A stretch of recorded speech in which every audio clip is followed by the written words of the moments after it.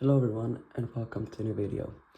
In this video, I thought that I'll finally break down my skweb and average that I got this past weekend at the competition Cubos Open. So I did this in the final and in the second group, and the scrambles will be on top of the screen and in the description. But without further ado, let's get started with the first scramble. Yeah.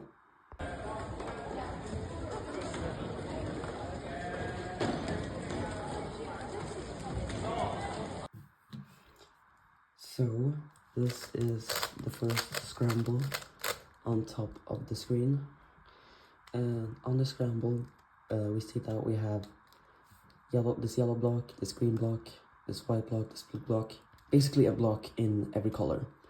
But I took advantage of the white block, and it was the only solution that I managed to unlock in the 15 seconds. The way I solved this was in the standard way. I picked up the cube like this, did this first move, then I solved these two corners in 3 moves like this, and then I was left with this NS, which is very spammy. It goes like this, and that was basically my solution. I'm pretty happy that I managed to get a 1.27 on that solve. There is also some other layers on the scramble, but they're quite hard to unlock. You know what, maybe this blue could have been something. I could have maybe gotten like 2.4 on blue, but yeah, anyways, I'm happy with what I went for in this solve.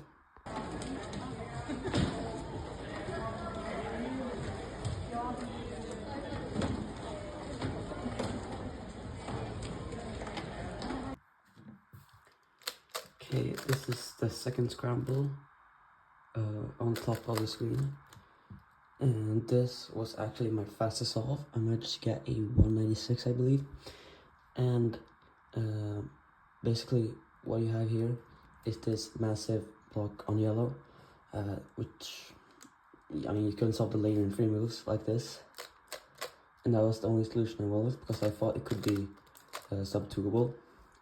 I didn't look at anything else because it felt very unnecessary. So anyways, I picked the cube up like this, solved the layer, then I rotated up like this, and then did the NSL, which is only 8 moves. And I managed to go sub-2 on that, which I felt really good about because that meant my start of the average was really good.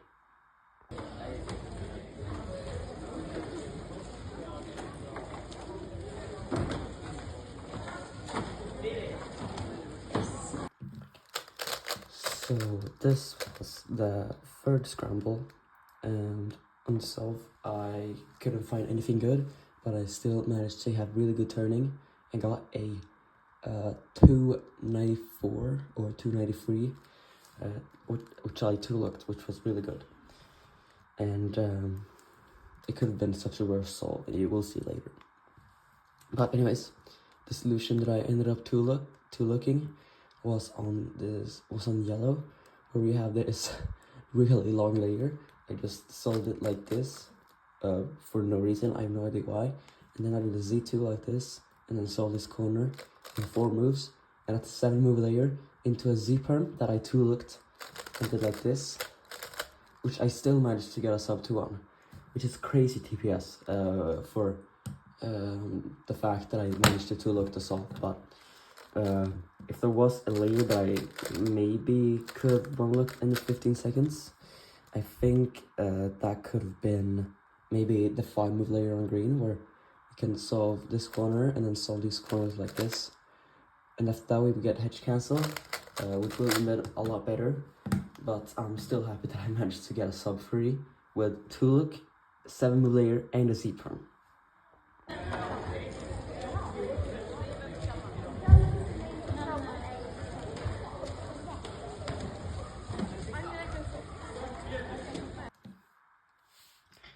Alright, this is the 4th scramble on top of the screen, and on the scramble we have this massive block on yellow, which I took advantage of relesing. So So the way I do this one look pattern, or solve the one look pattern, is basically I solve this corner in 3 moves, and then I will just leave this really quick framework insert for this corner. And I managed to one look this well in the 15 seconds, and I managed to get a really good case and got a 2.17. So that was basically the only thing that I looked at. The way I would solve this cube goes like this. I would solve this corner in 3 moves, like I told you, and then this corner in 3 moves, and then I did C2 into this really good MS. It goes like this. You do sledge, but instead of finishing the last move and then rotating and do the same move to do a sledge cancel, you could go up and then cancel into pure pi, like this. So the NS is basically like doing a sledge cancel into sledge. I'm really happy with my TPS, and I managed to control my nerves really well, because I knew that if I'd get a good enough solve on the first scramble, I could have that would lead me to having a very good best possible average, and potentially destroy the NR by 0.15 seconds, which is a lot.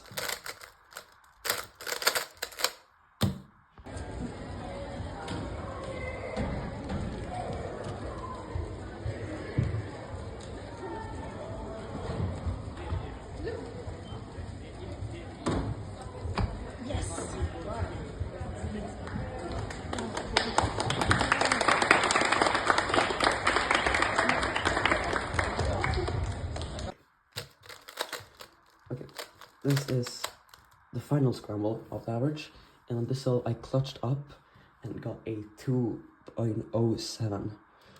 But when you think about it, that's actually kind of bad for how good the scramble is, because this is an 11 move scramble, because this corner can be solved in 3 moves, and after that we will just get an NS that is 8 moves long. So I mean, would you really call this a clutch? I would call it a clutch, but I really missed out on an opportunity to get even better average. But I'm just happy that I managed to get NR and destroyed by so much.